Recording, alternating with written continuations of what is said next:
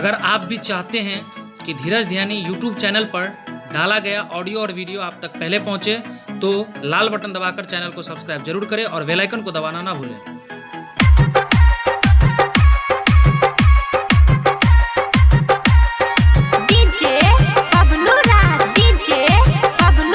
मंचला recording studio करिहा। चलू ये भौजी यहाँ मैया के द्वारी आई, जल्दी से यहाँ भजहु ने तैयारी आई। चलू ये भौजी यहाँ मैया के द्वारी आई, जल्दी से यहाँ भजहु ने तैयारी आई। बनलिए माटी के दियारी, बनलिए माटी के दियारी। जाके करबै दर्शन चढ़ेबै माँ के चुनारी।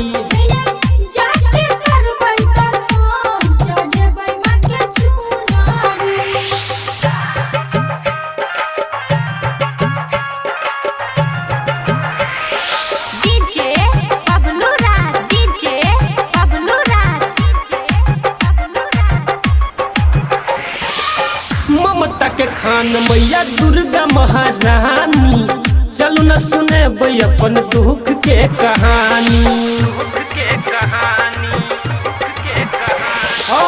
ममता के खान मैया दुर्गा महारानी, चलू न सुने अपन दुख के कहानी।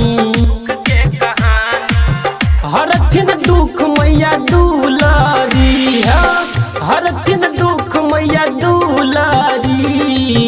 जाके करबै दर्शन चढ़ेबै माँ के चुनारी।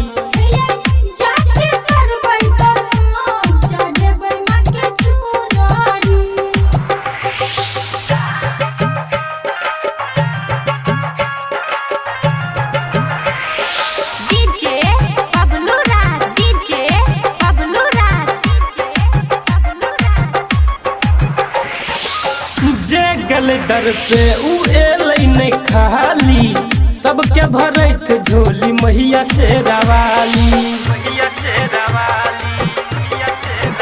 हाँ जे गल दर पे उ एलै नहीं खाली, सबके भरैत झोली मैया से रवाली। चमके हाथ मैया मुंदरी, हाँ चमके हाथ मैया मुंदरी। जाके करबै दर्शन चढ़ेबै माँ के चुनारी।